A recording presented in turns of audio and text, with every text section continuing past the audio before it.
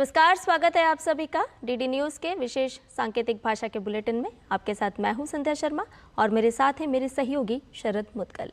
आइए बुलेटिन की शुरुआत करें हेडलाइंस के साथ। राष्ट्रपति द्रौपदी मुर्मू आज राष्ट्रीय पंचायत पुरस्कार करेंगे वितरित। विभिन्न श्रेणियों में 45 विजेताओं को दिए जाएंगे पुरस्कार।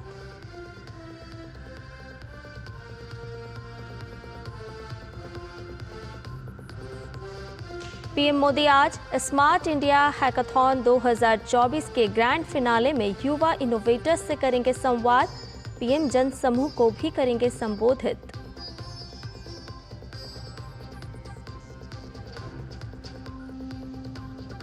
संसद के दोनों सदनों में आज अहम विधायी कामकाज सूचीबद्ध। राज्यसभा में एक, वहीं लोकसभा में 2 विधेयक चर्चा के लिए किए जाएंगे पेश।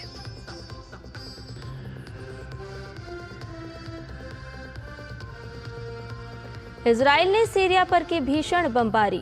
पीएम बेंजामिन नेतन्याहू ने कहा, सीरिया की सामरिक सैन्य क्षमताएं नहीं पड़ने देंगे जिहादियों के हाथों में।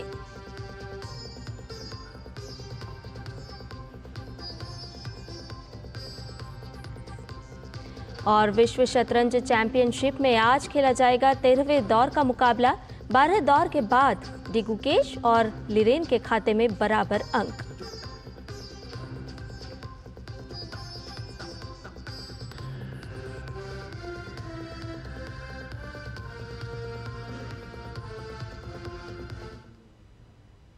और आइए अब इन खबरों को जानते हैं विस्तार से। राष्ट्रपति द्रौपदी मुर्मू आज नई दिल्ली में राष्ट्रीय पंचायत पुरस्कार प्रदान करेंगी। विभिन्न श्रेणियों के तहत 45 पुरस्कार विजेताओं का चयन किया गया है, जो जमीनी स्तर पर शासन और सामुदायिक विकास में उपलब्धियों के व्यापक परिदृश्य का संकेत है। इस अवसर पर केंद्रीय मंत्री एसपी सिंह बघेल के साथ अन्य गणमान्य व्यक्ति सम्मान समारोह में शामिल होंगे। पंचायती राज मंत्रालय ने वर्ष 2022-23 के लिए प्रतिष्ठित राष्ट्रीय पंचायत पुरस्कार विजेताओं की घोषणा की है।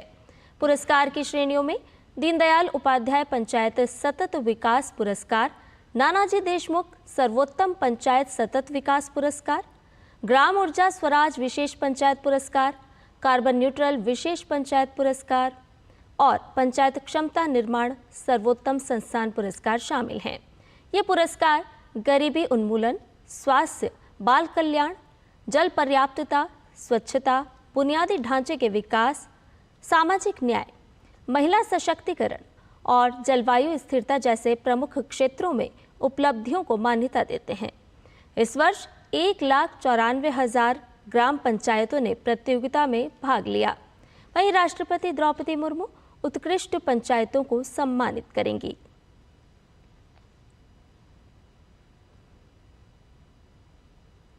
प्रधानमंत्री नरेंद्र मोदी आज शाम वीडियो कॉन्फ्रेंसिंग के माध्यम से स्मार्ट इंडिया हैकाथॉन 2024 के ग्रैंड फिनाले में युवा इनोवेटर्स के साथ बातचीत करेंगे।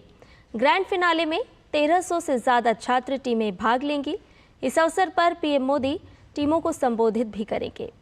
स्मार्ट इंडिया हैकाथॉन का 7वां संस्करण देश भर में 51 नोडल केंद्रों पर शुरू होगा।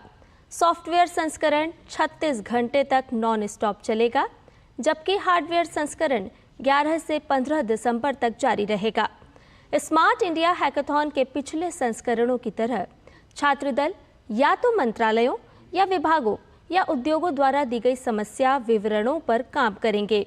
इसके अलावा राष्ट्रीय महत्व के क्षेत्रों से जुड़े 17 विषयों में से किसी के खिलाफ छात्र इनोवेशन क्लास में अपने विचार भी शेयर करेंगे।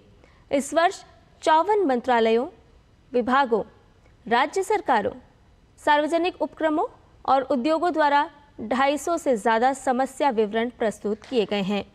इस वर्ष संस्थान के स्तर पर आंतरिक हैकाथॉन में 150% की वृद्धि दर्ज की गई, जिससे ये अब तक का सबसे बड़ा संस्करण बन गया है।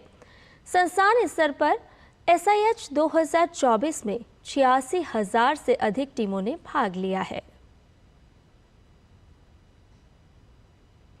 संसद के शीतकालीन सत्र के दौरान आज लोकसभा में 2 विधेयक चर्चा के लिए पेश किए जाएंगे।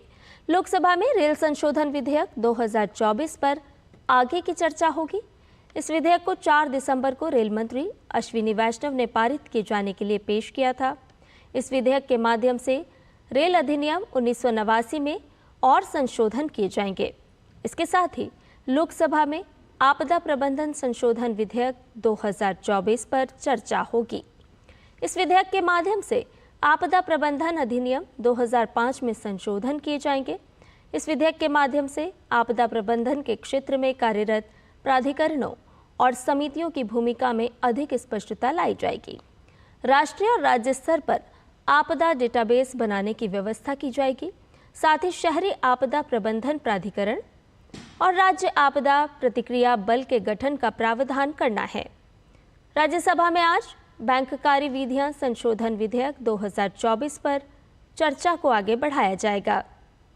इसके साथ ही दोनों सदनों में प्रश्नकाल के दौरान अलग अलग मंत्रालयों से कई अहम प्रश्न पूछे जाएंगे। भारत सरकार ने सीरिया में हाल ही में हुए घटनाक्रम के बाद मंगलवार को 75 भारतीय नागरिकों को सीरिया से सुरक्षित निकाला है। निकाले गए लोगों में से 44 लोग जम्मू और कश्मीर से हैं। ये लोग सईदा ज़ैनब में फंसे हुए थे। सभी भारतीय नागरिक सुरक्षित लेबनान पहुंच गए हैं और वे उपलब्ध वाणिज्यिक उड़ानों से भारत लौटेंगे। लेबनान में भारत के राजदूत नूर रहमान शेख ने भारतीय नागरिकों को रिसीव किया। सीरिया में भारतीय नागरिकों के अनुरोध और सुरक्षा स्थिति के आकलन के बाद दमिश्क और बेरूत में भारतीय दूतावासों द्वारा नागरिकों को सुरक्षित निकालने का कार्य किया जा रहा है। भारत सरकार प्रधानमंत्री नरेंद्र मोदी के नेतृत्व में विदेशों में रह रहे भारतीय नागरिकों की सुरक्षा को सर्वोच्च प्राथमिकता देती है। विदेश मंत्रालय द्वारा सीरिया में फंसे हुए भारतीय नागरिकों को सलाह भी दी गई है कि वे आगामी सूचना के लिए दमिश्क में भारतीय दूतावास के आपातकालीन हेल्पलाइन नंबर 963993385973 और ईमेल आईडी hawk.damascu@mea.gov.in पर संपर्क में रहें। भारत सरकार स्थिति पर बारीकी से नजर रख रही है। वहीं भारतीयों की सुरक्षा सुनिश्चित करने और सुरक्षित वापसी के लिए जरूरी कदम भी उठाए जा रहे हैं।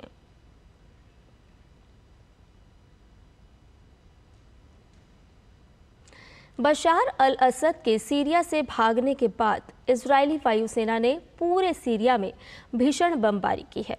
इजरायल के प्रधानमंत्री बेंजामिन नेतन्याहू ने मंगलवार को कहा कि उन्होंने अपनी वायुसेना को सीरियाई सेना द्वारा छोड़ी गई सामरिक सैन्य क्षमताओं पर बमबारी करने का आदेश दिया है।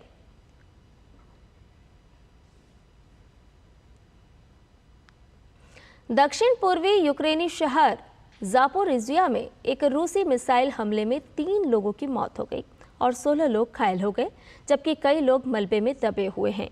क्षेत्रीय गवर्नर इवान फेडोरोव ने टेलीग्राम पर बताया कि बचाव कार्य जारी है।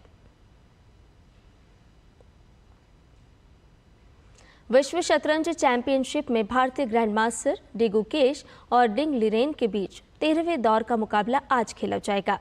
सिंगापुर में आयोजित हो रही विश्व शतरंज चैंपियनशिप में 13वें राउंड का खेल भारतीय समय के अनुसार दोपहर 2:30 बजे शुरू होगा। हिमाचल प्रदेश में शिमला सहित कई जिलों में जमकर बर्फबारी हुई है। शिमला में ताज़ा बर्फबारी के बाद आसपास के क्षेत्रों में शीतलहर चल रही है। बर्फबारी के कारण लोगों के लिए कठिनाइयां पैदा हो गई हैं और उनकी दैनिक दिनचर्या प्रभावित हो रही है। तापमान में गिरावट की वजह से शहर में भी ठंड बढ़ गई है। ठंड के कारण लोग लकड़ी जलाकर आग ताप रहे हैं, तो वहीं बर्फबारी की खबर सुनते ही अन्य राज्यों से पर्यटक काफ़ी तादाद में शिमला पहुंच रहे हैं। और इसके साथ ही हमारे इस विशेष सांकेतिक भाषा के बुलेटिन में फिलहाल इतना ही। मुझे और मेरे सहयोगी शरद मुदगल को दीजिए इजाज़त। नमस्कार।